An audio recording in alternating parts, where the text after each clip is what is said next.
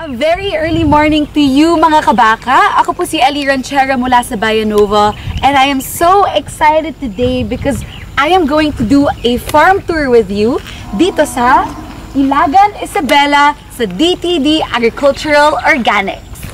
So today mga kabaka, part of the farm tour is me showing you around sa facilities nila and sa herd nila. Last month mga kabaka, we actually visited this farm for the first time.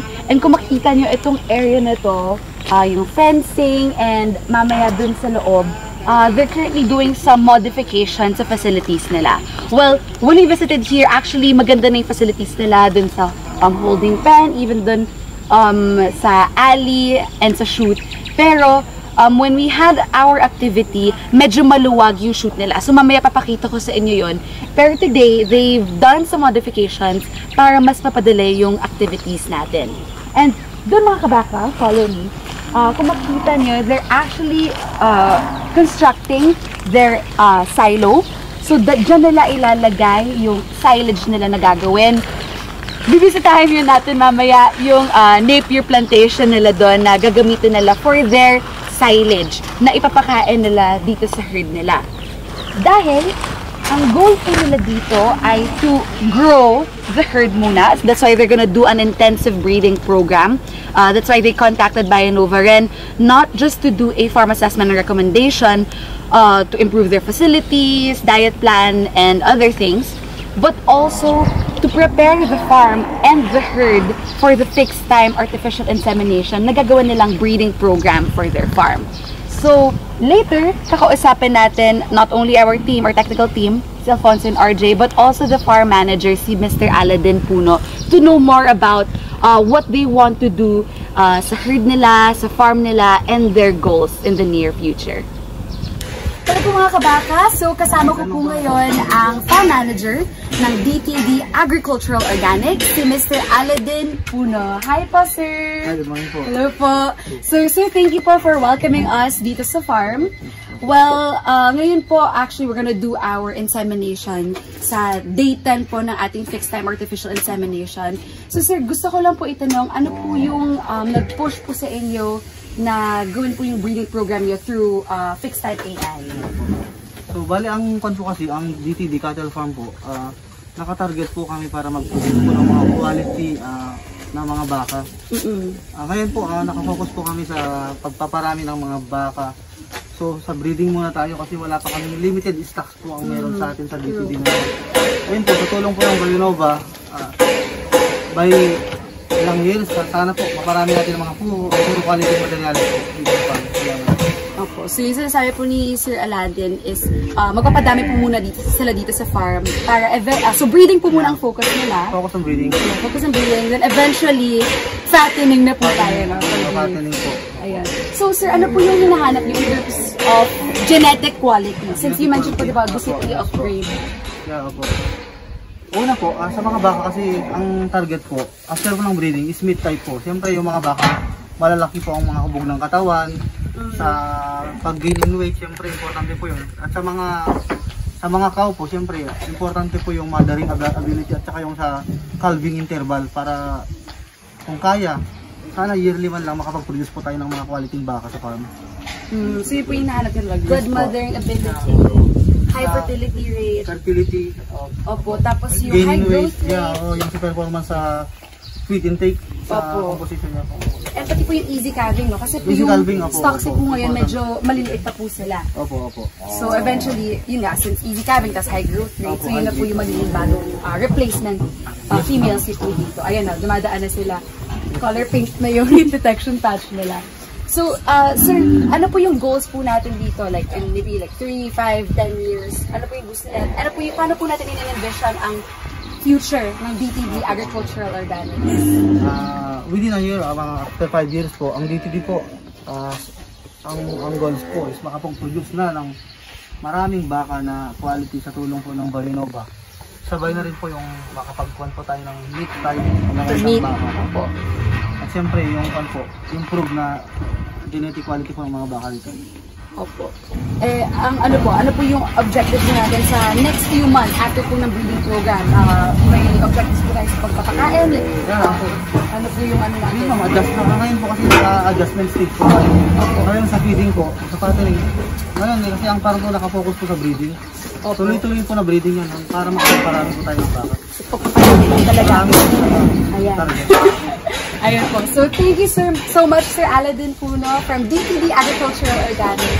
Thanks po! Na minsan nag-mix sila ng mga may concentrates. So, depende yun. Actually, partner niyo nang ni-recommend natin mga kabaka para sa farm na to. Well, when we visited here, okay naman yung BCS nila.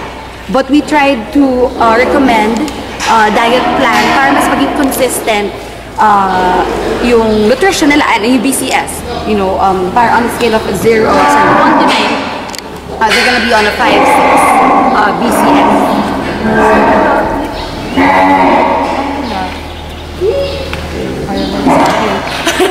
Okay. So, ito kumakain na sila. If I'm not mistaken, twice a day sila kumakain. Once sa morning, and I think sa hapon, pinapalabas nila sila dun sa pasture. But what they really plan to do is a confinement setup. So, cut and carry talaga yung ginagawa nila. But right now, while they're still on the process of developing their pasture, yung silo for their silage, semi-confinement sila ngayon. So may cut and carry and they go out to eat. So ayan sila.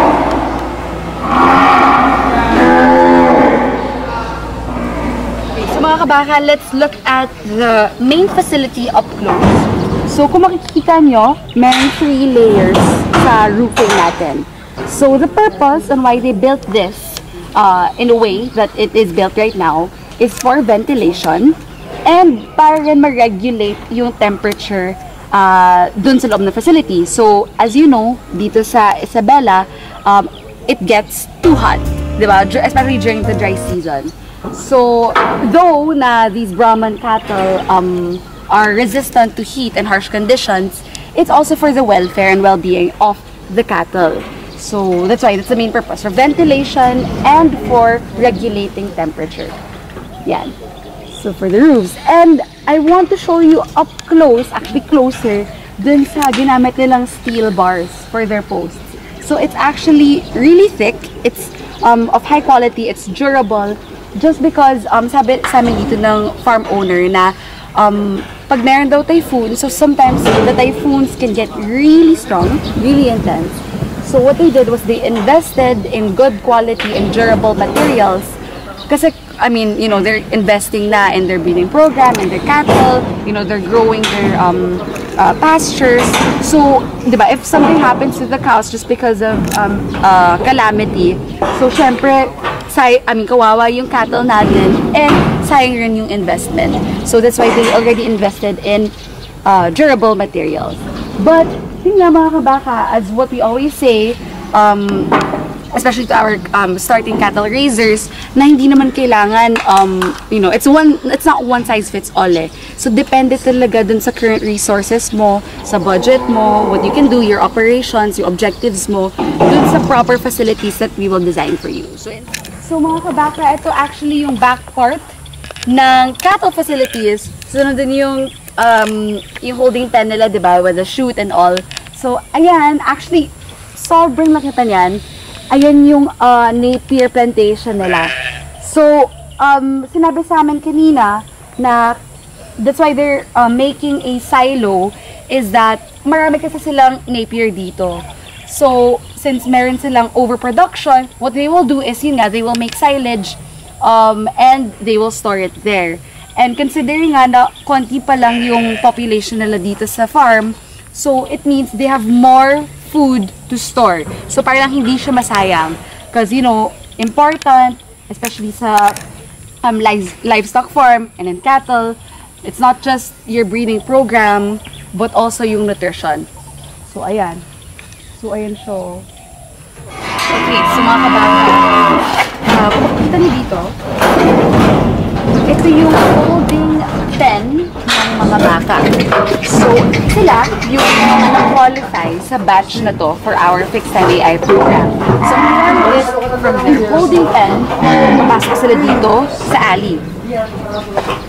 Before, this alley was actually much wider. So, kaka-add lang ito. They added more, what do you call this? Pipes para mas sumikip yung alley para hindi makaikot yung baka. So, I will take you here.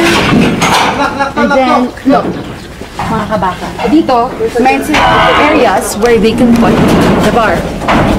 Ayan, para hindi siya makabalik. So, usually meron dapat next towel dito. So, actually, yung ginagawa ni Kuya. Nandito naman tayo sa squeezer chute and sa alley. So, pakita ko sa inyo. Oh, goodness. Okay, so before, when we visited here, wala pa to. Hindi pa to nakalagay. So, ang nangyari is, medyo maluwag. So, nakakabalik yung baka. Pabalik dun. Or minsan, pag dalawa yung baka nakapasok, mahirap palabasin yung isa. So, in short, inefficient siya. So, ang ginawa nila is they did some modifications. Ayan, makikita natin baka doon pumasok dito na mas sumikip yung chute natin kaya hindi na sobrang nakakagalaw yung baka. When they use the baral, the one there, these, ayan, yung mga red bars na yan, to put it here, sa loob, para maging safer sa technician natin pag sumisipa. Hello mga kabaka! So for today, someone is joining me in my vlog. Siya po ang owner ng DTD Agricultural Organics, si Miss Nikki Diaz. Hi Nikki! Yeah, actually, I brought Nikki in lang in my vlog. So, napaparazzi mode natin siya today. So, ayan. So, Nikki, I was telling you earlier that what I loved about the farm is how you didn't choose to go about it on your own. Parang you really got someone who is knowledgeable and who has skills sa cattle industry. So, specifically si Mr. Aladin Puno na na-interview natin kanina. So, bakit ito yung napag-desisyonan mo? Ba't hindi ikaw yung, okay, sige, ako na, mag-start ako ng cattle farm, I will do it on my own. Kasi, mas okay na mag-outsource ng tao na talagang alam kung ano yung gagawin. Kesa naman ako na hindi ko talaga alam kung paano gagawin sa kanya. Okay. And parang mas magiging profitable siya, tsaka mas magiging okay dun sa mga livestock. Okay. So, Nikki, what made you decide to invest or go into the cattle industry? Okay. So, kasi, it started noong 2021. Okay. During the pandemic? Yeah, during the pandemic. Kasi, I left law school. So, like, my dad asked me, ano daw gusto kong gawin na. Tapos sabi ko sa kanya, parang I want a cattle farm. Kasi, he also started ng poultry. Pero, I can't do poultry na kasi meron na nga siya. And that time, may swine flu. Yung African swine fever. Yeah. So, sabi ko, okay, cattle. Sabi ko nang ganun. Kaya, ito po, nag-start siya. Ng cattle. Kasi nga, kasi during the pandemic but wow, you are such a risk taker. Kasi during the pandemic siya nag-start. Tapos, yun pa yung time na merong ASF. And the reason nga why Nikki chose to invest sa cattle industry. Kasi nga, di ba, no known diseases sa cattle. So, less risks. Less risks. So, what about naman, in terms of yung design ng facilities natin? Because sinasabi ko nga sa kanila, kasi diba you had the farm assessment recommendation, but even before we visited this farm, maganda na yung facilities eh. I mean, you already have a good management, some like modifications na lang, but what was your idea? Ba't ito yung naging facilities natin? Like the materials, Kasi the design? sinabi ko sa dad ko na ayoko yung parang magigiba siya bigla kapag may typhoon kasi like parang lagi ang typhoon dito talaga like nakikita yung mga facilities usually. So, experience na ba kayo before? hindi naman, medyo yung sa poultry namin noon pero ma-minor lang naman. Okay. Pero kasi gusto ko like, kasi mas malaki yung mga parang Investment. capital, Yung capital kaya investment. sabi ko, pwede bang yung medyo malakas. Tapos, ayun, with the help of Sir Aladin, ito nga, yung naging design nila. Tsaka yun, kaya pinataas din para Yung ventilation nga. ventilation. Yes. So, si Sir Aladdin, since you mentioned na pala, paano kayo nagkakilala ni Sir Aladdin? Paano mo nakita si Sir Aladdin? Okay. Kasi I think yung some of the parang challenges ng ibang farm owners is sometimes sila na yung nag-manage ng farm and they're looking for, yun nga, farm managers. Ano yung mga hinanap mo? Baka specific qualifications pala. Actually, matagal na siyang employee ng dad ko. Opo. Okay. Sa farming. Tapos, Farming pero wala, wala pa yung cattle noon. So, ibang type of livestock? Opo. Ay, hindi, not livestock. Ay po, meron ding livestock. Okay. Meron pa, usually sa rice, sa mga okay. corn and Yeah. rice. So, kaya, tapos, kasi alam ko si Sir Aladdin, siya he worked with the government before. And sa Baguio Dairy Farm. So, may talaga siyang knowledge and skills sa cattle farming.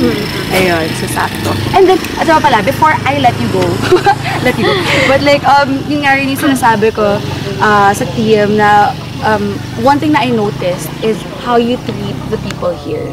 I remember, I don't know if you remember, but last month when we visited here, sabi ko sa'yo, ang ganda dito no, na parang complete yung materials nila, like up until the boots, you know, those little things. So ano yung, I don't know, like maybe your philosophy with regards to treating people?